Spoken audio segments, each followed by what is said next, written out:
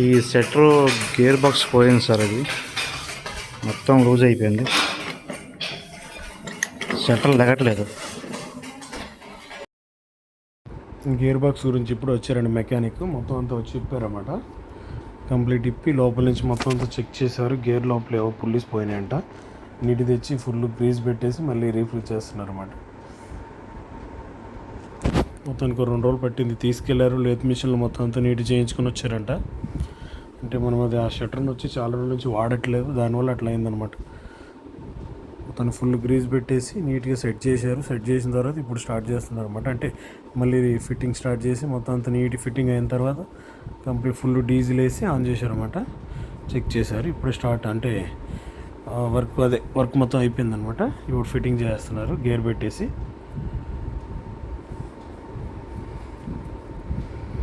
దీన్ని గేర్ అంటారు. Full grease పెట్టేసి దాంట్లో రిఫిల్ చేస్తున్నారు చూడండి.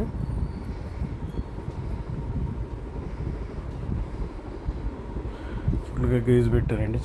చాలా వరకు నీట్గా చాలా రోజులు అయింది కాబట్టి ఫుల్ గ్రీజ్ పెట్టేసి అది పెడుతున్నారు. పెట్టేసి ఇప్పుడు ఫిట్టింగ్ స్టార్ట్ చేశారన్నమాట.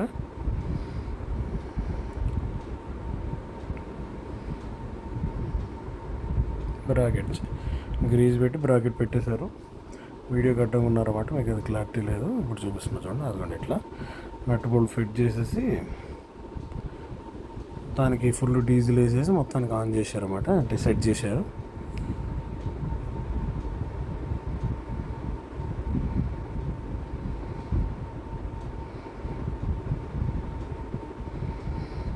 నీట్గా టైట్ అయిపోయింది. రేపు పొద్దున వచ్చేసి మొత్తం షట్టర్లన్నీ ఫుల్గా నీట్గా క్లీన్ చేయాలన్నమాట. ఇది అయిపోయిందంటే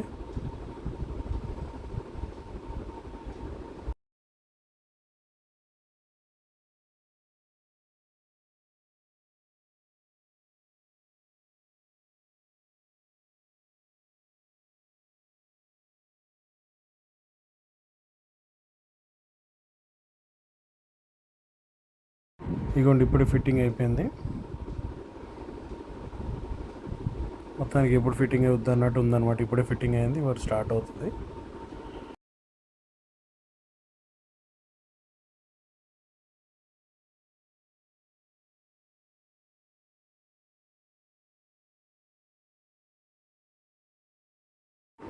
ఫిట్టింగ్ అయింది. ఫుల్గా డీజిల్ వేసారు చూడండి.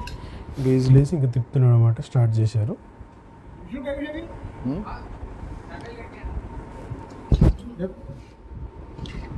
చేస్తున్నారు మొత్తం అంతా సెట్ చేస్తున్నారు. అది మొత్తం వేస్తున్నారు.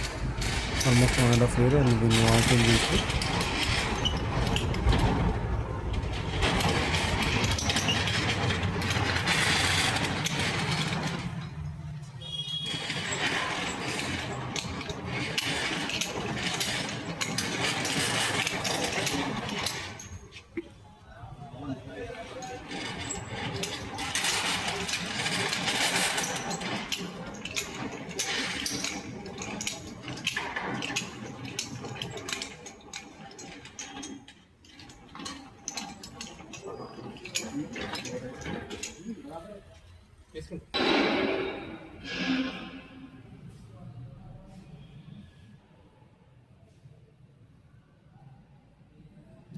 వర్షం పడితే వాటర్ మొత్తం లోపలికి వచ్చేస్తుంది.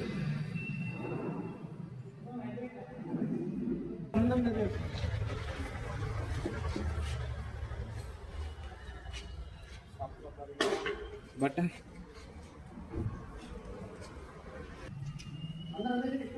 ఇంకా పెట్టాలి, అక్క పెట్టాలి, పెట్టేసేయం కాదు.